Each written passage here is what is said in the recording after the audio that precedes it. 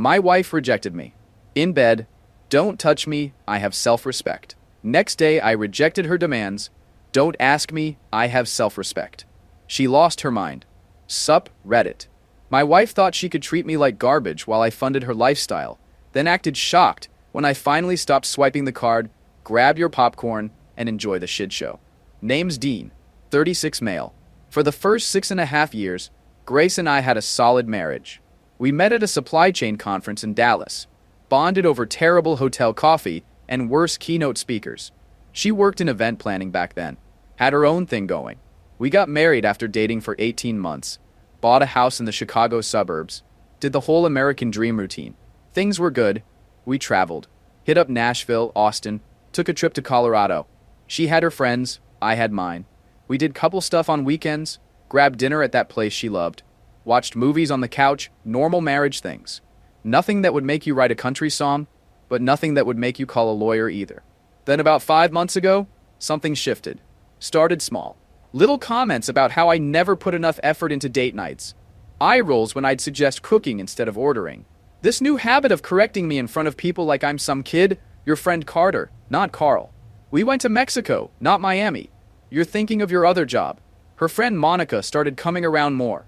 This realtor who drives a white Audi and treats every conversation like she's closing a deal. Divorced twice, collects alimony like baseball cards, and has opinions about everyone's relationship. Suddenly Grace is talking about how I don't appreciate her enough, how marriage should be a partnership with equal effort, how she deserves better treatment. I'm thinking, better treatment? I work 60-hour weeks managing supply chain logistics for a freight company. I pay the mortgage on our 4-bedroom house. I paid off her student loans last year. Her car's in my name because her credit's garbage from some shopping spree phase she went through before we met. I'm not some absent husband who rolled in at midnight reeking of cigarettes. I'm just a regular guy trying to keep things running. But I didn't push back. Figured it was a phase. Maybe she was stressed about turning 31. Maybe Monica was in her ear about something. I stayed calm, kept doing my thing, figured it would pass, it didn't. 3 months ago, she quit her event planning job. Said her boss was micromanaging her. Before that, it was a coordinator position at a nonprofit she left because the hours were too demanding. Before that was something else with some other excuse. She's been unemployed since January, spending her days at yoga classes and lunch dates while I'm handling shipments from Cleveland to Atlanta, wondering when she's going to start contributing again. I didn't nag, just kept the bills paid and my mouth shut. Figured she'd find her footing eventually. 2 months ago, the bedroom started getting cold. She'd pull away when I reached for her at night. Say she was tired, say she had a headache, say she just wanted to sleep. Fine, whatever. Not every night has to be date night, but it became every night. Then it became her flinching when I'd touch her shoulder. Then it became her moving to the far edge of the bed like I had a disease. Last night was the breaking point. I'm lying in bed reading something on my phone. Grace is next to me doing her nighttime routine. She gets into bed, settles in on her side facing away from me. I'd put my phone down, lean over to kiss her goodnight. My hand brushes her shoulder. She jerks away like I electrocuted her. Don't touch me, she says, and her voice could probably slice through steel. I respect myself too much for that. I'm frozen there, hands still in the air. What? You heard me, she says, still not looking at me. I respect myself. I'm not just available whenever you feel like it. Grace, I say, keeping my voice level. I was going to kiss you goodnight. That's it. She finally turns around, and there's this look on her face, completely shut down, like she's been waiting for this moment to make some grand statement. I don't care what you were going to do. My body, my choice. And I choose not to be touched by someone who doesn't appreciate me. Someone who doesn't appreciate you? I say, and I can hear the edge creeping into my voice now. What exactly am I not appreciating? She sits up now, getting that holier-than-thou attitude she's been carrying lately. That's exactly the problem, Dean. You think money equals love. You don't see me. You don't value me as a person. I laugh. It just comes out because this is so ridiculous. It's almost performance art. I don't value you? You haven't worked in 5 months, Grace. You spend your days at brunch with Monica, talking about how hard marriage is while I'm in traffic for 2 hours dealing with actual problems. Her face goes red. Get out. What? Get out of this bed. Sleep somewhere else. I don't want you near me. I stare at her for a long moment, looking for some sign this is a joke, some weird test, something other than my wife of 7 years telling me to get out of my own bed. Fine, I say, grabbing my pillow. Good luck paying the bills with your self-respect. I walk out, close the door, and head to the guest room. I lie there staring at the ceiling, listening to the house settle, and something clicks. This isn't a phase. This isn't stress. This is her rewriting the rules and expecting me to just accept it. Not happening. I pull out my phone and text Carter. You around tomorrow? Need to grab a drink and talk. He responds 30 seconds later. Yeah, man. Everything good? I type back. Define good. 20 minutes later, I'm still awake when I hear Grace go into the bathroom. Hear the water running. Hear her doing her whole routine like nothing happened. Like she didn't just blow up 7 years of marriage over a goodnight kiss. I don't go back in there. Don't apologize. Don't try to smooth things over. I just lie there thinking about my next move. I've been playing defense for 5 months, blocking her shots, absorbing her hits, trying to minimize damage. That's done now. Time to switch it up. And I'm pretty good at playing offense. Morning comes and I'm up at 6 out of habit. The house is quiet. Grace is still asleep or pretending to be. I shower in the guest bathroom, get dressed, head downstairs to make coffee. Our neighbor Barb's already in her front yard when I step outside to grab the paper. Barb's this 60-something woman who's lived on our street since dinosaurs roamed the earth, knows everything about everyone. Morning, Dean, she calls out. You're up early. Everything okay with you and Grace? Everything's fine, Barb. She gives me this suspicious look. Well, if you two need anything, I'm right here. I nod, head back inside.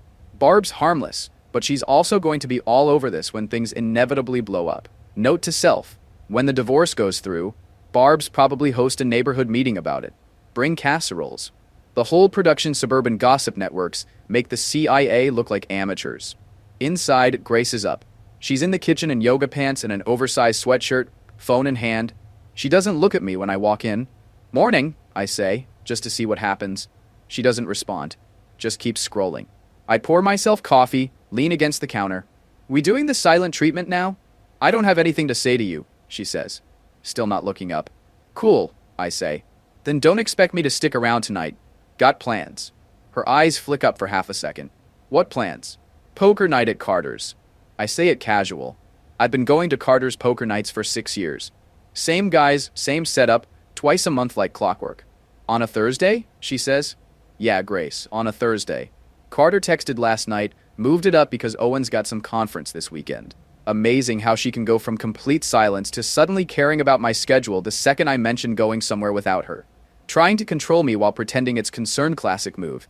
She sets her phone down now, crosses her arms. You can't just make plans without telling me. I just did, I say, rinsing my mug in the sink. And technically, I did tell you. Just now. That's not how marriage works, Dean. I turn around, look at her straight on.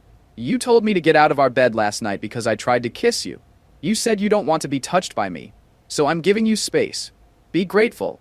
Her mouth opens like she's about to fire something back, but I'm already walking out the door. At work, I'm running on 4 hours of sleep and pure spite. Got 3 shipments delayed in Ohio, a client screaming about late delivery, and my assistant manager calling in sick again.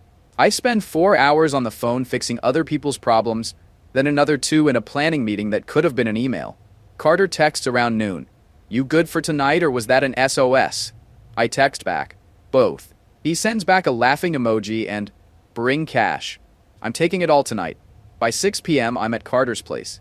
He's got a downtown condo, bachelor pad set up, leather furniture, massive TV, poker table. Owen's already there, quiet as usual, setting up his chips. Owen works IT security, never talks about it. He's got this deadpan delivery that makes everything funny. And then there's Brendan, sales guy, currently on his second marriage, paying alimony to the first wife. Dean, Carter says when I walk in, you look like garbage. What happened? Grace, I say, dropping into a chair. Say no more, Brendan says, dealing cards. Women are complicated. That's why I married too. Owen doesn't look up from his chips. How's that working out? I'm broke and happy, Brendan says. Living the dream. That's not what you said last week when you were crying about your bank account, Owen says. I wasn't crying. Carter laughs. You guys want to actually play poker? Or should we schedule a therapy session? We're settling into the first hand when there's a knock on the door. Carter gets up to answer it, and I hear her voice immediately. Grace. She walks in like she owns the place. Monica right behind her. Hope you guys don't mind, Grace says. All fake sweetness. We were in the neighborhood. Carter looks at me. I shake my head slightly. Carter's too polite to kick them out, even though this is clearly some ambush Grace planned. Sure, he says. Pull up a chair. They settle in on the couch behind the poker table. Monica immediately starts asking about the condo, how much Carter pays, whether he owns or rents. We're halfway through a hand when Grace starts. Dean, she says, loud enough for everyone to hear, you're probably going to lose all your money tonight. Again. The table goes quiet. Brendan looks at me. Owen stares at his cards. Carter deals the next one slower than necessary. I look at her, calm. If I lose, it's my money. You're not exactly bringing in income right now. Her smile twitches. Oh, come on, don't be sensitive. It's just a joke. Yeah, I say, tossing a chip into the pot. Hilarious. Monica laughs this fake laugh. Grace is just keeping you humble, Dean. All men need that I ignore her. Focus on my cards. But Grace is not done. 20 minutes later, she tries again. We're in the middle of a big hand, almost 300 in the pot, when she leans forward. Dean, maybe you should fold. Strategy's clearly not your strong suit. Owen looks up from his cards. Actually, his win rate's higher than everyone here except Carter. Grace blinks. What? We keep stats, Owen says. Completely deadpan. Dean's up 4,000 over the last 2 years. Brendan points at Owen with his drink. Why you gotta bring that up right now? Making me look bad. Owen shrugs. It's just data. Well, money isn't everything, Monica says, trying to save face for Grace. It is in poker, Owen replies, not even looking up. The whole table's watching now, waiting to see what I do. Carter's got this little smirk like he's enjoying the show. I fold my hand anyway, stand up, grab my jacket. I'm out. Grace's eyes go wide. What? You're leaving? Yep, I say, looking at Carter. Sorry, man, I'll catch you later. Carter nods, respecting it. But why? Grace says. And I can hear the panic creeping in now. I look at her, then at the table, then back at her. Because I don't play where I'm not respected, I walk out. Door clicks shut behind me. Clean exit, done. My phone starts blowing up before I hit the elevator. Grace calling? I decline. Monica texting? I delete it. By the time I'm in my car, I've got 4 missed calls. I text Carter, my bad for the scene. He texts back immediately. Don't apologize. That was the most interesting hand we've played all year. I drive home the long way. Grace showed up to humiliate me in front of my friends. When it didn't work, when I just left, she panicked. She wants control. Wants me to chase her, beg her, prove myself. Yeah, no. I didn't sign up for that game show. I get home around 10. Grace's car is already in the driveway. I walk in and she's in the living room, arms crossed, ready for round 2. Really, Dean? She says, you just embarrassed me like that? I embarrassed you, I say, heading for the stairs. You showed up uninvited to my poker night just to take shots at me. That's on you. I was trying to spend time with you, she says, voice rising. No, I say, stopping on the 3rd step. You were trying to prove something to Monica. Maybe prove something to yourself. I'm sleeping in the guest room again. Figure out what you want from this marriage, because I'm done guessing. You can't just... She starts. But I'm already upstairs, door closed, done with the conversation. I lie there thinking about next steps. This isn't fixable. This is broken at the foundation. Tomorrow I'm calling a lawyer. The next morning Grace is gone before I wake up. No note, no text, just an empty house. Fine by me. I make breakfast, actually enjoy the silence. Head to work without any drama. Around noon my phone rings. Unknown number from Milwaukee. I almost don't answer, but something tells me to pick up. Dean, a woman's voice says. Sharp, judgmental. It's Caroline. Caroline, my mother-in-law. A woman who's never liked me and has been taking shots at our marriage for 7 years at every family dinner. Hi, Caroline, I say, keeping my voice neutral. Grace called me this morning. She's very upset. You've been emotionally distant. Sleeping in another room. I was at poker night. Caroline, my poker night. She showed up uninvited. She says you've been hostile to everyone. Grace deserves better than this. Caroline, if she deserves better, tell her to go find it. I'm done being lectured by you. How dare you? I hung up. That evening, I'm sitting on my porch with a soda when Barb materializes from nowhere. Saw Grace leave with suitcases this morning, she says. Everything okay? She went to her mother's, I say, taking some space. Barb sits down on my porch steps uninvited. It's about who's willing to be more stubborn. You want this to work. Outlast her. I'm not trying to outlast anyone, I say. I'm just tired of being the enemy in my own house. She stands up, then maybe stop defending and start attacking. She walks away before I can ask what that means. Grace comes back 2 days later with her mother in tow. Caroline walks in like she owns the place, immediately starts rearranging throw pillows. Dean, she says, barely looking at me. We need to talk. No, we don't, I say. This is between me and Grace. I'm her mother. I have a right. You're a guest in my house, Caroline. Act like it or leave. Her face goes purple. Grace jumps in. See? This is exactly what I'm talking about. He's hostile to everyone. Your mother just walked into my house and started criticizing me within 30 seconds. Because someone needs to, Caroline says. I grab my keys. I'm going to Wisconsin for the weekend. You two can have the house. You can't just leave, Grace says. Watch me. Wisconsin's a 3-hour drive and I make it in 2.5. The cabin's exactly as I left it last month. Small, rustic, quiet. I spend the weekend fishing, reading, not thinking about Grace or Caroline or any of it. When I get back Sunday night, Grace is calmed down. Caroline's gone. We exist in the same house for another week without talking much. Then Wednesday morning, she corners me in the kitchen before work. What's this? I ask. Marriage counseling, she says. I found someone. We have an appointment Friday. I'm not going, I say. Dean, we need help. No, Grace. You need to decide what you want from this marriage. Because I'm done being your emotional punching bag while you figure yourself out. I'm trying to fix this, she says, getting louder. By ambushing me with appointments I didn't agree to? By bringing your mother here to attack me? That's not fixing anything. My phone buzzes. Text from Carter. Monica's throwing a barbecue Saturday. You and Grace invited. Should I make an excuse for you? I text back, I'll be there. This is going to be fun. Saturday comes and we show up to Monica's house separately. I get there first, grab a spot with Carter and Owen near the grill. Monica's backyard is ridiculous.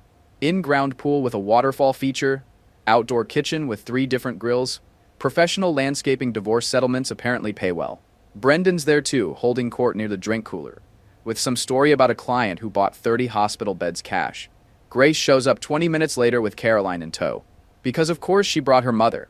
They make a beeline for Monica and 2 other women I don't know. All of them immediately start that high-pitched cackling that sounds awful. This is going to be a disaster, Carter says, watching them. Yep, I say, taking a drink. Should have stayed home. Why'd you come? Owen asks. Curiosity, I say. Want to see how bad it gets. Brendan walks over with a plate loaded with burgers. Your wife's giving you the death stare from across the yard. We're about an hour in. Food's on the grill. People are mingling. When Monica calls out across the yard. Dean, she yells. Can you help Grace bring out the dishes? It's not a request. It's a command. Loud enough for everyone to hear. A test to see if I'll jump when she snaps her fingers. Half the yard turns to look. I look at her, then at Grace, then back at my conversation. No thanks, I say. I'm good. Dead silence spreads across the yard. Monica's face goes through about 5 emotions in 2 seconds. Shock, anger, embarrassment, more anger. Excuse me? She says. You've got 2 legs and 2 arms, I say, voice completely casual. Pretty sure you can handle dishes without me. Grace jumps in now, sounding tense. Dean, don't be rude. No, I say, still not moving. I'm just not taking orders at a party. If you need help, ask like an adult. Don't announce it like I'm the hired help. Caroline steps forward now from wherever she was lurking, pointing at me like I'm a disobedient child. You will not speak to these women like that. I stand up now, hand my drink to Carter. Actually, Caroline, I'll speak however I want. This isn't your house, you're not my mother. And I'm done pretending you have any authority over me. The yard's completely quiet now. Even the kids stopped running around. A guy with grill tongs stands there frozen in midair. Eli's trying to disappear into his lawn chair. Grace's face is red. You're embarrassing me. No, I say, walking toward my car. You're embarrassing yourself. I'm just refusing to participate. Have a great party. I leave. Second party, second exit. I'm developing a signature move. My phone explodes before I'm out of the driveway. Grace calling. Monica texting. I ignore all of it. 3 exits from 3 events in 2 weeks. At least I'm consistent. I drive to a restaurant, grab dinner alone, watch a game on TV. My phone keeps buzzing. Finally, I shut it off and enjoy the silence. When I get home around 9, the house is empty. There's a note on the counter. Staying at Monica's tonight. We need space. I crumple the note and toss it. Space. Sure. Whatever helps her sleep at night. Monday morning, I call Janet. Carter gave me her number months ago just in case. She's a divorce attorney. I need a consultation, I tell her assistant. She's got an opening Wednesday at 2, the assistant says. Wednesday comes and I'm sitting in her office downtown. 17th floor, windows overlooking Lake Michigan, shelves full of legal books and framed credentials. Janet's in her late 40s, salt and pepper hair pulled back, doesn't miss a thing. Tell me what's happening, she says. I lay it all out. The bedroom rejection, the poker night ambush, the mother-in-law invasion, the barbecue disaster. Janet takes notes, asks questions. Does she work? No. Who pays the bills? I do. Whose name is on the house? Both, but I paid the down payment and handle the mortgage. The cars? Mine's in my name, hers is in my name because of her credit. Any kids? No. Good, Janet says. That makes it cleaner. We go over assets. The house is worth about $400,000. Mortgage is down to $260 retirement accounts I've been funding. Savings I built up before we got married. The cabin in Wisconsin is mine. I bought it 6 years before we met. That's separate property, Janet confirms. She's got no claim. What's my timeline? I ask. File, serve her, negotiate. 6 months minimum in Illinois, could be longer if she fights. She's going to fight, I say. Janet smiles. They all do, until they see the legal bills. Then they get reasonable. I leave her office with a plan. File the papers, get her served, move into my own place. Clean break. That evening, I start apartment hunting. Find a place in the city, 1 bedroom, 12th floor, parking included. Sign the lease that night. Move-in date is 2 weeks from Friday. I don't tell Grace. She'll find out soon enough. The next 2 weeks, I'm preparing moving my stuff to storage, organizing documents, transferring money to accounts only in my name. Grace is too busy with Monica to notice. She's barely home anyway. I'm sleeping in the guest room every night. We barely speak. She leaves passive-aggressive notes. I leave cash on the counter and go to work. Barb catches me loading boxes into my truck one morning. Moving out? She asks, not even trying to be subtle. Yep, I say. She nods. Good for you. You want my advice? Not really, Barb. She gives it anyway. Don't let her make you the bad guy. Women like that rewrite history to make themselves the victim. You stick to your truth. Thanks, Barb, I say, actually meaning it. Friday comes and Janet files the papers. I get confirmation at 2 p.m. process servers scheduled for Monday morning. I spend the weekend moving the last of my stuff out. Grace is at her mother's in Milwaukee. Doesn't even know it's happening. Monday morning, 9 a.m., the process server shows up at our house. I know because Grace calls me 30 seconds later, sounding pissed. What is this? She says. Divorce papers, I say calmly. I'm done, Grace. There's a pause. You can't be serious. We can fix this. I'm serious. And no, we can't. She hangs up. I expect the screaming to start immediately, but it doesn't. Instead, I get nothing for 2 hours. Then a text. Can we at least talk in person? I don't respond. An hour later. Dean, please. I know I made mistakes. Still nothing from me. By evening, the tone shifts. Another text. You're really going to throw away 7 years like this? Then, fine. If this is what you want. But the next morning is when things really fall apart. She calls at 7 a.m., and this time she's crying. Real or fake, I can't tell anymore. Dean, please, we can fix this. We can go to counseling. I'll change. I'll do whatever you want. You had 5 months to change, I say. You chose not to. Now deal with the consequences. The tears stop instantly. I'm going to fight this, she says, and her voice gets hard. You'll regret walking away from me. Fight all you want. My lawyer's ready. I hung up. She calls back immediately. I decline and turn my phone off. That evening, I'm at my new apartment, unpacking boxes, when someone starts pounding on my door. I look through the peephole and it's Grace. Her face is red, makeup smeared, hair a mess. I don't open the door. Dean, she yells through the door. Open up. We need to talk. No, we don't, I say from the other side. Please, she says, and now she's crying again.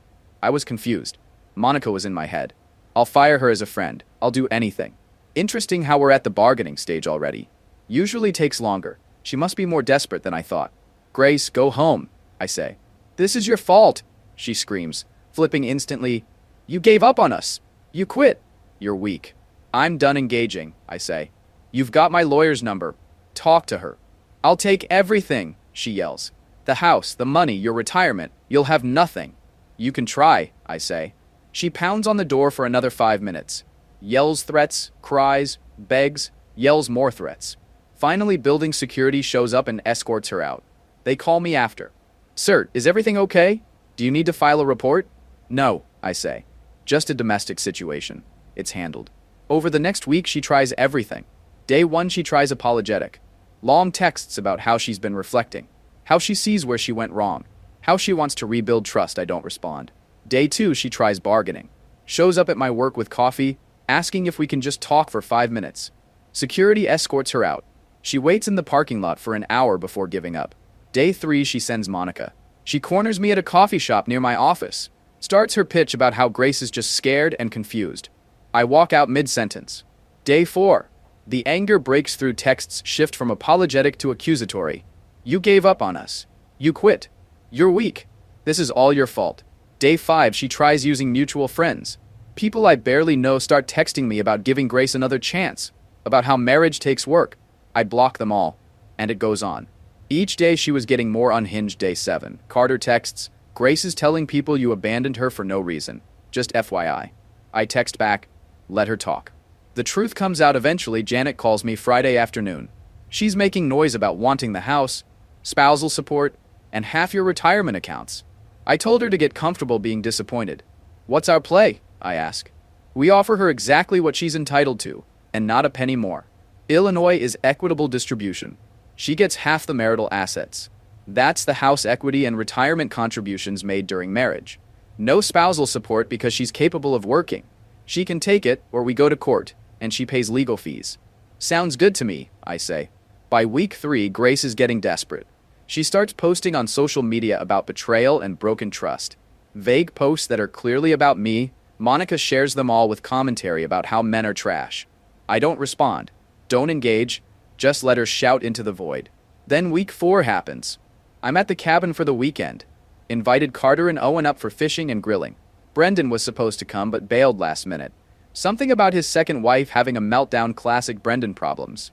We're out on the dock Saturday afternoon, completely relaxed. Owen's actually caught 2 bass, which he won't stop mentioning. Carter's caught nothing but keeps insisting his technique is superior. I'm just enjoying the quiet. This is the life, Owen says, reeling in his 3rd fish of the day. Then we hear a car coming up the drive. We all look at each other. Nobody should be here. The cabin's 40 minutes from the nearest town, down a dirt road that doesn't show up on GPS. The car door slams. We hear heels on gravel. Not good. Then we hear her voice. Grace comes around the side of the cabin and she's a mess. She was wearing a cocktail dress and stiletto heels, like she just came from a restaurant. Swaying on those heels, eyes unfocused. Dean, she yells, spotting me on the dock. We need to talk. Right now. Owen looks at me, eyebrows raised. Want us to leave? I shake my head. Nah. Stay. This should be entertaining. Grace stumbles toward the dock, almost trips twice. Carter mutters something about liability insurance and I hold my laugh. You can't just ignore me, she says, getting closer, pointing at me. I'm your wife. You're my soon-to-be ex-wife, I say, not moving from my chair. And you're trespassing. This is my property. She stops at the edge of the dock, wobbling in her heels. The dock's only 5 feet wide and she's taking up most of it. I came all the way here to make you listen to me. I'm not interested, I say. Go home. You ruined my life, she says. You gave up on us. You're a quitter. No. I just stopped playing a rigged game where the rules changed every time I started winning. Carter snorts into his drink. Owen's biting his lip. Who the heck are you? Grace says, squinting at them. Are these your new friends? Did you replace me already? These are the same friends I've had for 6 years, I say. You're just too self-absorbed to remember. Hey, Owen says, completely deadpan. That toast took me 3 hours to write. Carter starts laughing. I'm self-absorbed? She yells, getting louder. I gave you 7 years of my life, and I paid for all 7 of them, I say. What exactly did you give me besides attitude and ultimatums? I loved you, she says.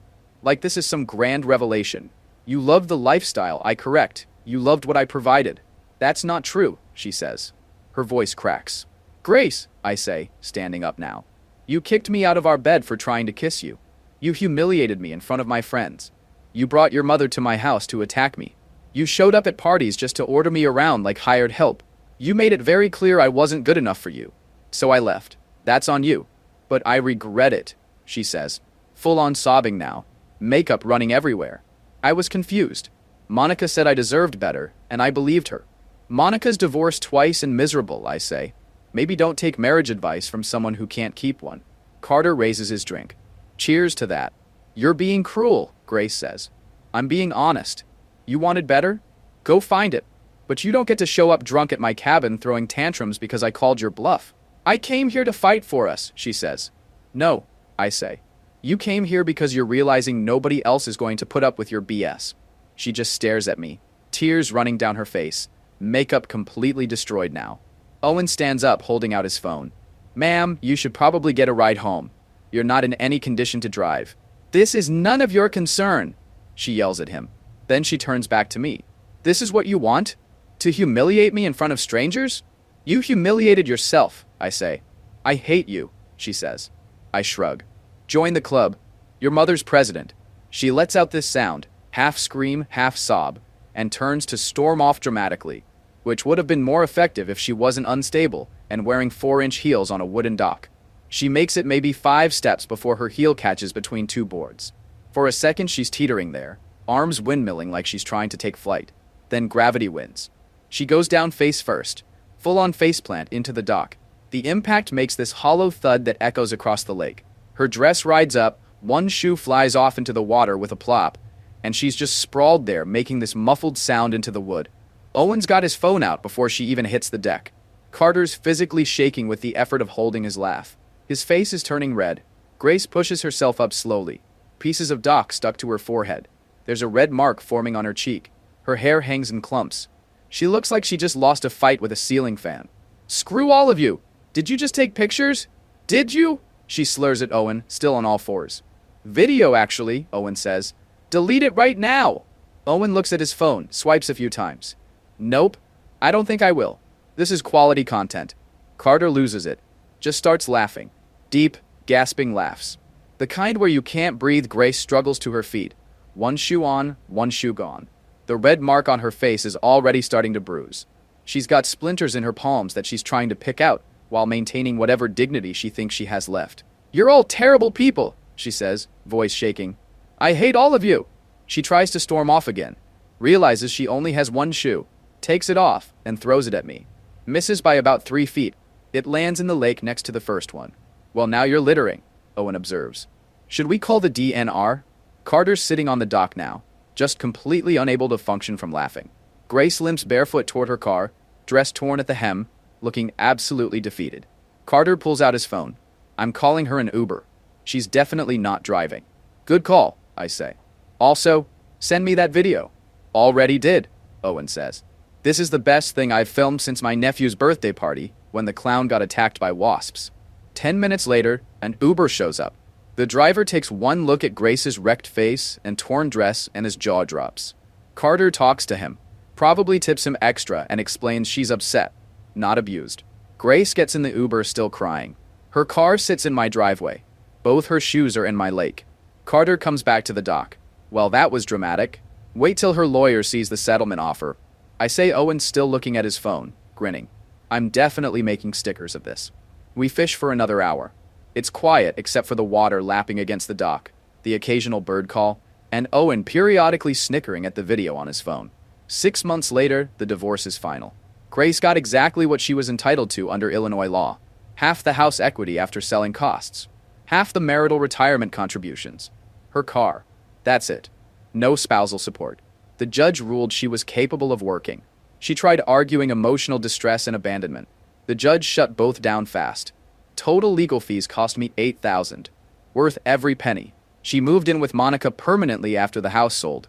Last I heard through the suburban gossip network that is Barb, she got a part-time job at a bank. Probably hates every minute of it. Caroline called me once after the divorce finalized. Told me I destroyed her daughter's life, that I was selfish and heartless. I told her she should have taught her daughter not to bite the hand that feeds her. She hung up. Hasn't called since. Carter and Owen come by most weekends. We do the normal bachelor stuff. Watch games, play cards, order food. Last week, Brendan joined and spent 2 hours complaining about his alimony payments. We made him pay for pizza as punishment. I'm not dating yet. Not interested. Just living on my terms for the first time in 7 years. Life is peaceful.